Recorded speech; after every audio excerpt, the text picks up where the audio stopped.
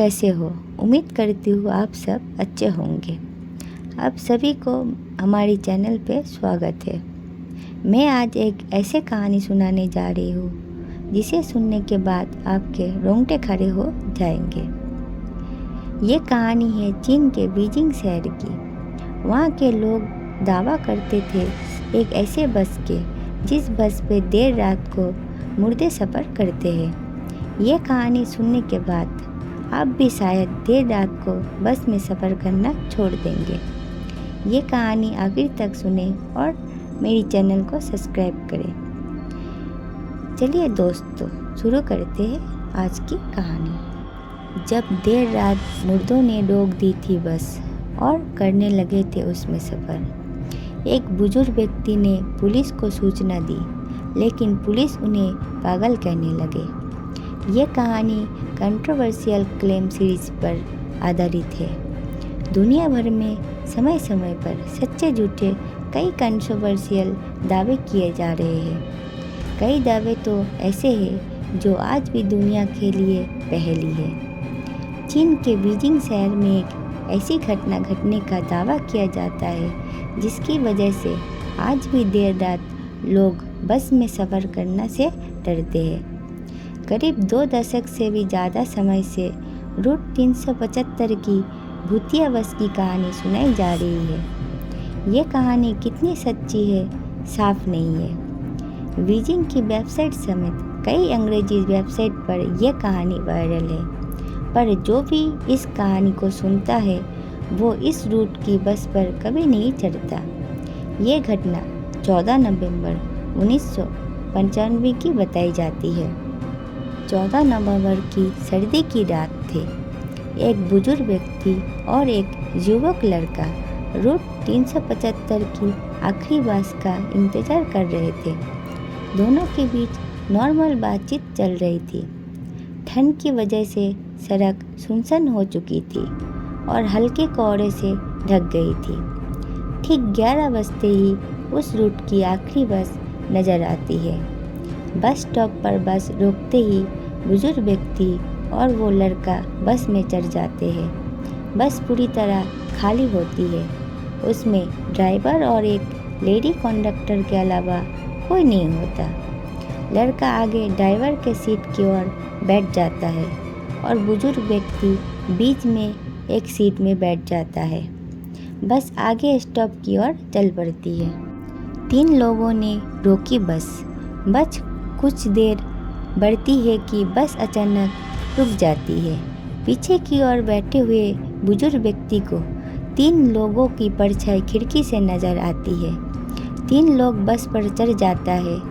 कम रोशनी के कारण बुजुर्ग को उनका चेहरा ठीक से नज़र नहीं आता। बस वो ये देख पाता है कि 2 लोग अपने बीच किसी एक व्यक्ति को सहारा दे रहे हैं। उस व्यक्ति का सिर नीचे की ओर झुका हुआ है। बुद्ध को लगता है कि शायद वो व्यक्ति नशे में है। बस फिर चल पड़ती है। सुनसान रास्ते के साथ बस में भी शांति हो जाती है। अचानक बुजुर्ग व्यक्ति ने की अजीब हरकत। बस चलती रहती है कि बुजुर्ग व्यक्ति पीछे से उठकर आगे बैठे हुए नौजवान से बहस करने लगता है। ये वही लड़का था जो उनके साथ स्टॉप पर खड़ा था। बुजुर्ग व्यक्ति की बदतमीजी से लड़का तिलमिला उठता है और बात हाथापाई तक आ जाती है। गुस्से में ड्राइवर बस रोककर दोनों को नीचे सुनसान रास्ते में उतर कर चले जाता है। दोनों को उतरने के बाद बुजुर्ग व्यक्ति वापस शांत हो जाता है। तभी लड़का उनसे पूछता है कि वो उससे बेवजह क्यों झगड़ा। तो बुजुर्ग व्यक्ति ने उसका हाथ पकड़कर कहता है कि बेटा, मैं तुमसे झगड़ा नहीं किया, मैंने तुम्हारी जान बचाई है। लड़का समझ नहीं पाता वो क्या कह रहा है। बुजुर्ग व्यक्ति ने कहा, तुमने जिन 3 लोगों को बस में चढ़ते देखा था उनके पैर ही नहीं थे, उनका शरीर हवा में तैर रहा था। ये सुनकर लड़का कँप जाता है। दोनों पास के ही पुलिस स्टेशन तक पैदल पहुंचते हैं और अपने साथ घटी घटना को पूरी तरह से पुलिस को बताते हैं। उनकी बात सुनकर पुलिस दोनों को पागल समझने लगते हैं। दोनों चुपचाप अपने घर निकल जाते हैं। फिर अगले दिन जो अखबार में आता है उसे पुलिस को होश उड़ जाते हैं। जिस कंपनी की बस इस रूट पर चलती है उसकी ओर से बस ड्राइवर और कंडक्टर समेत गायब होने जाने की दावे किए जाते हैं। पुलिस अनफन में उस बुजुर्ग व्यक्ति और उस लड़के को खोजने लगती है जो देर रात आए थे।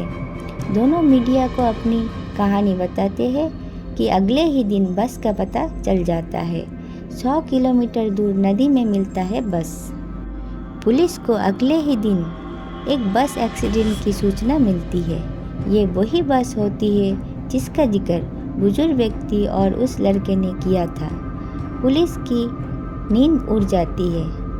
बस को पानी से निकाला जाता है तो खौफनाक दृश्य सामने आता है। उसमें से ड्राइवर और कंडक्टर की लाश मिलती है। इसके अलावा 3 बुरी तरह सड़ी हुई लाश निकलती है। साइंटिफिक टीम भौंचक्की रह जाती है। उनके मुताबिक 48 घंटे में कोई भी लाश इतनी बुरी तरह से खराब नहीं हो सकता, जबकि ड्राइवर और कंडक्टर की लाश सही स्थिति में थी।